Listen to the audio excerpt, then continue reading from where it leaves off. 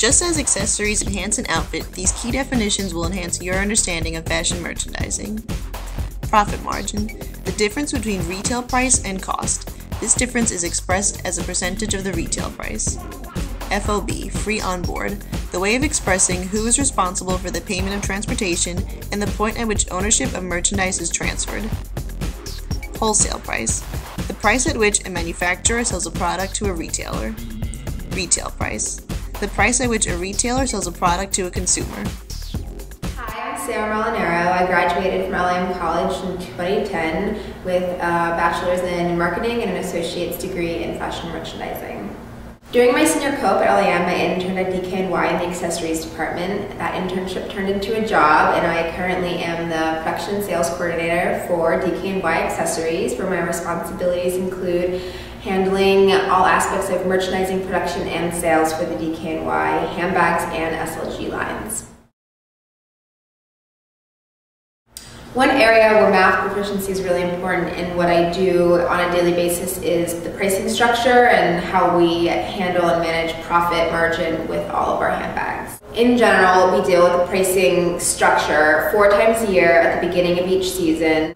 We start with our first cost, which just includes the cost of labor and materials to manufacture the handbag.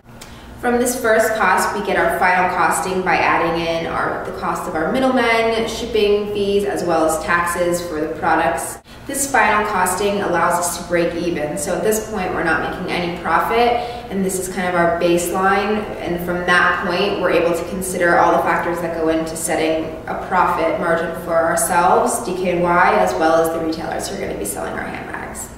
We are always having to make adjustments and be aware of certain aspects, whether it's pricing a handbag to sell, maybe we need to take a lower margin because we know it's going to sell more, or maybe we know that a certain bag, even though it's pricing out to be less expensive, can retail for much more. And then sometimes if a bag we think really can retail well, but there's no way for us to get the margin, we have to consider adjusting aesthetics to the handbag. So maybe we take off some studs, or maybe we take off certain leather trims, or a tassel, or an additional shoulder strap, and that decreases the pricing, and from there we can kind of readjust and play with the final cost.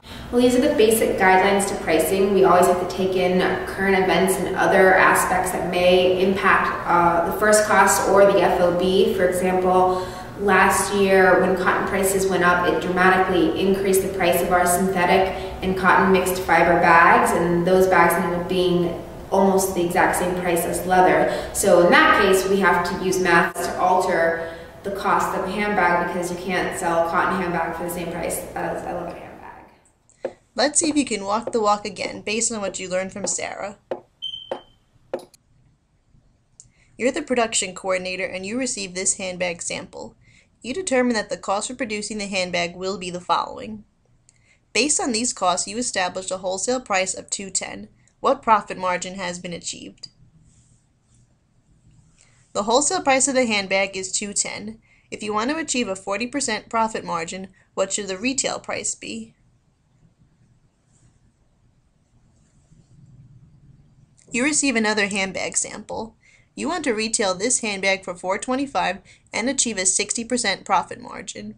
If you anticipate the cost listed above, how much can be spent on direct materials for the bag? After establishing the $425 retail price for the handbag, you think that the bag is too expensive and won't sell in stores.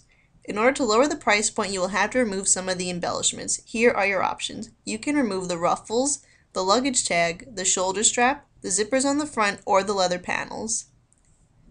The body of the bag costs $85 and cannot be altered. If shipping and duty costs remain at $14.80, which embellishments would you remove to lower the retail price to $375 and still achieve a 60% profit margin? Keep in mind you want to maintain the bag's aesthetics as much as possible.